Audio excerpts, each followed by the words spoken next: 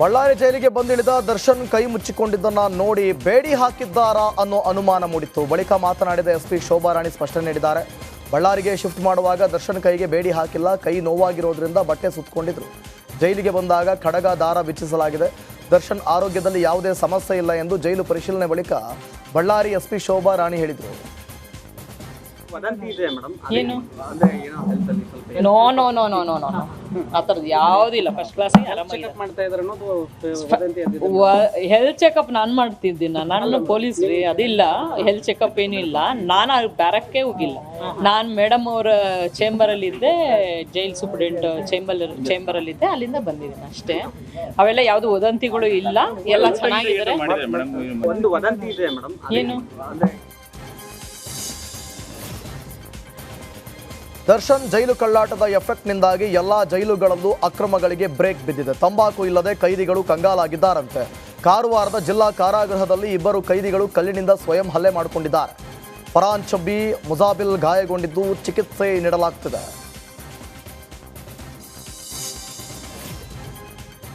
ದರ್ಶನ್ ರಾಜ್ಯಾತಿಥ್ಯ ಸುದ್ದಿ ಬಳಿಕ ರಾಜ್ಯದ ಕಾರಾಗೃಹಗಳ ಬಗ್ಗೆ ಚರ್ಚೆ ಶುರುವಾಗಿದೆ. Shivamogga hi tech jail south Korean ಮಾದರಿಯಲ್ಲಿ ನಿರ್ಮಿಸಲಾಗಿದೆ. ಆದರೆ ಇಂಥ ಹೈಟೆಕ್ ಜೈಲಿಗೆ ಜಾಮರ್ ಇಲ್ಲ. ಶಿವಮೊಗ್ಗ ವಿಮಾನ ನಿಲ್ದಾಣ ಕಾರ್ಯಚಟುವಟಿಕೆಗೆ ಅಡ್ಡಿಯಾಗುವ ಕಾರಣದಿಂದ ಜಾಮರ್ ಅಳವಡಿಸಿರುವಂತೆ. ವಿಮಾನಗಳ ಕಾರ್ಯಾಚರಣೆ ಸಿಗ್ನಲ್ಗಳ ಮೂಲಕವೇ ನಡೆಯುತ್ತೆ. ಹೀಗಾಗಿ ಜಾಮರ್ ಅಳವಡಿಸಲು ಅಡ್ಡಿಯಾಗಿದೆಯಂತೆ.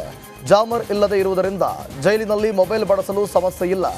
ಅಲ್ಲದೆ ಈ ಹಿಂದೆ ಜೈಲ್ ಮೇಲೆ ದಾಳಿ ನಡೆಸಿದಾಗ ಮೊಬೈಲ್ಗಳು ಸಿಕ್ಕಿದ್ವಂತೆ. ಪರಪ್ಪನ ಅಗ್ರಹಾರದಲ್ಲಿ ದರ್ಶನ್ಗೆ ರಾಜಾತಿಥ್ಯ ನೀಡಿದ ವಿಚಾರದ ಬಗ್ಗೆ ನಿರ್ಮಾಪಕ ಸಂಘದ ಅಧ್ಯಕ್ಷ ಉಮೇಶ್ ಬಣಕಾರ್ ಮಾತನಾಡಿದ್ದಾರೆ. ಜೈಲಿನಲ್ಲಿ ಕುರ್ಚಿ, ಸಿಗರೇಟ್, ಕಾಫಿ ಹೇಗೆ ಹೋಯಿತು? ದರ್ಶನ್ರನ್ನ ಬಳ್ಳಾರಿ ಜೈಲಿಗೆ ಶಿಫ್ಟ್ ಮಾಡಿದ್ರೆ ಎಲ್ಲವೂ ಸರಿ ಆಯ್ತಾ? ಜೈಲಲ್ಲಿ ಎಲ್ಲವೂ ಸಹ ನಡೆಯುತ್ತೆ ಅಂತ ಉಮೇಶ್ ಬಣಕಾರ್ ಹೇಳಿದ್ದಾರೆ. ಕೊಡಿ ಅಂತ ಹೇಳಿ ಕೋರ್ಟ್ನ ದರ್ಶನ್ ಅವರು MTRಗಾಗಲಿ ಅಥವಾ ಇನ್ಯಾವುದೋ ಒಂದು ಹೋಟೆಲ್ಗಾಗಲಿ ಬಂದು ಕಾಫಿ ತೊಗೊಂಡು ಹೋಗಲಿಲ್ಲ ಸರ್. ಅಲ್ಲಿದ್ದಾಗ ಸಹಜವಾಗಿ ಅವರು ಊಟನೇ ಕೊಡಿ ಅಂತ ಹೇಳಿ ಕೋರ್ಟ್ನ ಮೊರೆ ಹೋಗಿ ಮನೆ ಊಟ ಬೇಕು ಅಂತ ಹೇಳಿ ಕೇಳ್ಕೊಂಡಿದ್ದವರು. ಕಾಫಿ ಸಿಗುತ್ತೆ ಅಂದಾಗ ಕುಡಿದಿರ್ತಾರೆ. ಆ ಕುಡಿದು ಸಿಗರೇಟ್ ಸೇದಿದ್ದಾರೆ, ತಪ್ಪು, ಅದು ಒಪ್ಕೊತೀನಿ. ಆದರೆ ಆ ಸಿಗರೇಟ್ ಆದರೂ ಕೂಡ ಒಳಗಡೆ ಹೇಗೋಯಿತು, ಕಾಫಿ ಆದರೂ ಕೂಡ ಒಳಗಡೆ ಹೇಗೋಯಿತು? ಆ ಚೇರು ಕೂರಿಸೋದಕ್ಕೆಲ್ಲ ವ್ಯವಸ್ಥೆಗಳು ಇರಬೇಕಲ್ವ? ಸೊ ಅವರು ಒಂದು ಸೆಲೆಬ್ರಿಟಿಯಾಗಿ ಒಂದು ಸ್ಥಾನಮಾನದಲ್ಲಿರ್ತಕ್ಕಂಥವ್ರು, ಭಾಳಷ್ಟು ಜನ ಅವ್ರಿಗೆ ಅಭಿಮಾನಿಗಳಿರ್ತಾರೆ. ಆ ಜೈಲಲ್ಲೂ ಕೂಡ ಅವ್ರ ಅಭಿಮಾನಿಗಳಿದ್ದರು. ಅವರೆಲ್ಲ ಬಂದರು, ಕಾಫಿ ಕೊಟ್ಟರು, ಕೂತ್ಕೊಂಡ್ರು, ಕುಡಿದ್ರು, ಸೇರಿದ್ರು. ಓಕೆ, ಇದು ಆ ಜೈಲಿನ ವೈಫಲ್ಯವ ಅಥವಾ ದರ್ಶನ್ ಅವರು ಮಾಡಿದ ಅಪರಾಧ?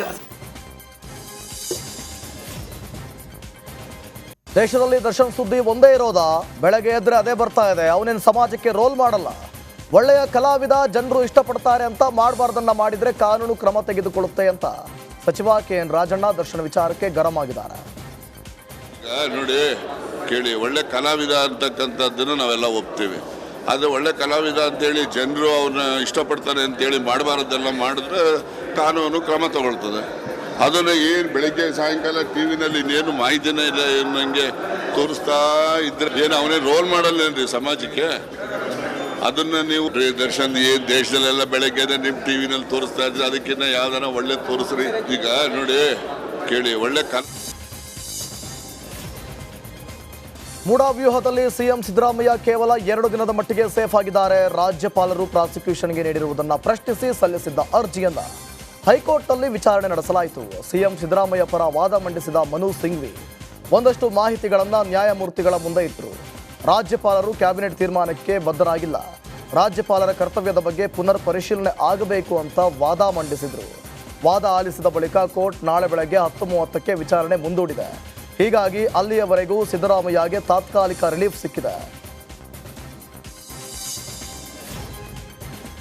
ಆದಾಯ ಮೀರಿ ಆಸ್ತಿ ಗಳಿಕೆ ಪ್ರಕರಣದಲ್ಲಿ DCM DK ಶಿವಕುಮಾರ್ಗೆ ಹೈಕೋರ್ಟ್ನಿಂದ ಬಿಗ್ ರಿಲೀಫ್ ಸಿಕ್ಕಿದೆ. ಪ್ರಕರಣದ ತನಿಖೆಯನ್ನು ಲೋಕಾಯುಕ್ತಕ್ಕೆ ನೀಡಿದ್ದನ್ನು ಪ್ರಶ್ನಿಸಿ CBI ಮತ್ತು ಶಾಸಕ ಯತ್ನಾಳ್ ಸಲ್ಲಿಸಿದ ಅರ್ಜಿಯನ್ನು ಹೈಕೋರ್ಟ್ ವಿಭಾಗೀಯ ಪೀಠ ವಜಾಗೊಳಿಸಿದೆ. ಪ್ರಕರಣ ವಿಚಾರಣೆಗೆ ಅರ್ಹವಾಗಿಲ್ಲ ಎಂದು ಹೈಕೋರ್ಟ್ ಅಭಿಪ್ರಾಯಪಟ್ಟಿದೆ. ಈ ಕುರಿತು ಸುಪ್ರೀಂ ಕೋರ್ಟ್ ತೀರ್ಮಾನಿಸಬೇಕು ಎಂದು ಹೇಳಿ ಅರ್ಜಿಯನ್ನು ವಜಾಗೊಳಿಸಿ ತೀರ್ಪು ಪ್ರಕಟಿಸಿದೆ. ಈ ಬೆನ್ನಲ್ಲೇ ಟ್ವೀಟ್ ಮಾಡಿದ ಶಾಸಕ ಯತ್ನಾಳ್, ಭ್ರಷ್ಟಾಚಾರದ ವಿರುದ್ಧ ನಮ್ಮ ಸಮರ ಇಲ್ಲಿಗೆ ನಿಲ್ಲುವುದಿಲ್ಲ, ಸರ್ವೋಚ್ಚ ನ್ಯಾಯಾಲಯದಲ್ಲಿ ನಾವು ಪ್ರಶ್ನಿಸುತ್ತೇವೆ ಅಂತ ತಿಳಿಸಿದ್ದಾರೆ. ಏನೇ ಕೇಸು ತನಿಖೆ ಮಾಡೋಕ್ಕೆ ಸರ್ಕಾರಗಳಿಗೆ ಅವಕಾಶ ಇದೆ. ಅವರು ಲೋಕಾಯುಕ್ತ ಕೊಟ್ಟು ಮಾಡಿಸ್ಬೋದಿತ್ತು. ಇಲ್ಲಿವರೆಗೂ ಕರ್ನಾಟಕ ರಾಜ್ಯದಲ್ಲಿ ಡಿಸಪ್ರೇಟ್ ಅಸೆಟ್ ಕೇಸು ಒಂದು ಕೂಡ CBIನವರು ತನಿಖೆ ಮಾಡ್ತಿರಲಿಲ್ಲ. ಯಡಿಯೂರಪ್ಪನವ್ರು ಕೊಟ್ಟಿದ್ದಾರೆ. ಯಾಕೆ ಕೊಟ್ಟರು ಅಂತ ನಿಮಗೆ ಗೊತ್ತಿದೆ. ತರಾತರಲ್ಲಿ ಕೊಡುವಂಥ ಅವಶ್ಯಕತೆಯೂ ಇರಲಿಲ್ಲ. ಹಿಂದೆ ನನಗೆ PMLA ಕೇಸ್ ಹಾಕಿ ಜೈಲಿಗೂ ಕಳಿಸಿದ್ರು. ಜೈಲು ನೋಡಾಯಿತು. ಬಟ್ ಅವತ್ತು ಹೇಳಿದೆ ನನಗೆ ನ್ಯಾಯ ಸಿಗ್ತದೆ ಅಂತ. ಅಲ್ಲೂ ಕೂಡ ನನಗೆ ED ಕೇಸು ವಜಾ ಆಯಿತು. ಸೊ ನಾನೇನು ತಪ್ಪು ಮಾಡಿಲ್ಲ ಅಂತ ಅವತ್ತು ವಾದ ಮಾಡಿದ್ದೀನಿ, ಇವತ್ತು ವಾದ ಮಾಡಿದ್ದೀನಿ.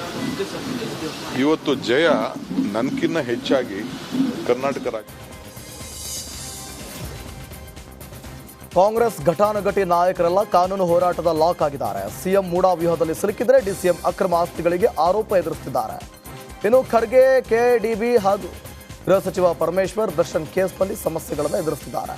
ಇದೆಲ್ಲದರ ನಡುವೆ ನಾಳೆ ಕಾಂಗ್ರೆಸ್ ನಾಯಕರು ರಾಜಭವನ ಚಲೋ ನಡೆಸಲು ಮುಂದಾಗಿದ್ದಾರೆ. ಲಂಚ ಸ್ವೀಕರಿಸುವ ವೇಳೆ ದ್ವಿತೀಯ ದರ್ಜೆ ಸಹಾಯಕ ಲೋಕಾಯುಕ್ತ ಬಲೆಗೆ ರೆಡ್ ಹ್ಯಾಂಡ್ ಆಗಿ ಸಿಕ್ಕಿಬಿದ್ದಿದ್ದಾರೆ.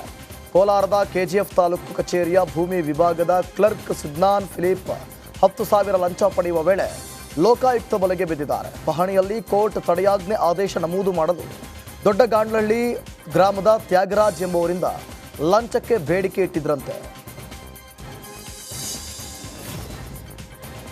ಚನ್ನಗಿರಿ ತಾಲೂಕಿನ ನಲ್ಲೂರು ಬಳಿ ಚಾಲಕನ ನಿಯಂತ್ರಣ ತಪ್ಪಿ ಕಾರು ಕಾಲುವೆಗೆ ಉರುಳಿದೆ.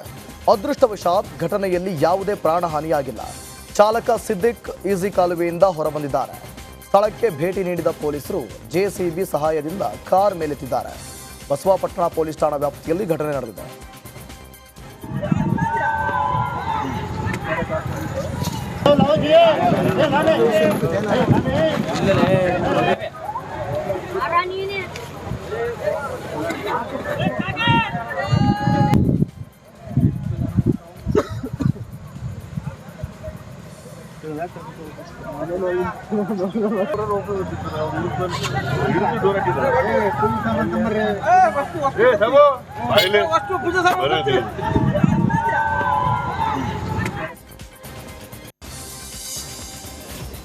ನೀಡಿರುವುದನ್ನು ವಾಪಸ್ ಪಡೆಯುವಂತೆ ಪ್ರತಿಭಟನೆ ನಡೆಸಲಾಯಿತು.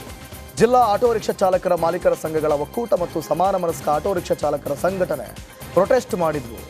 ನಗರದ ಅಂಬೇಡ್ಕರ್ ವೃತ್ತದಿಂದ ಕ್ಲಾಕ್ ಟವರ್ಗೆ ಮೆರವಣಿಗೆ ನಡೆಸಿ ಮನವಿ ಮಾಡಿದರು.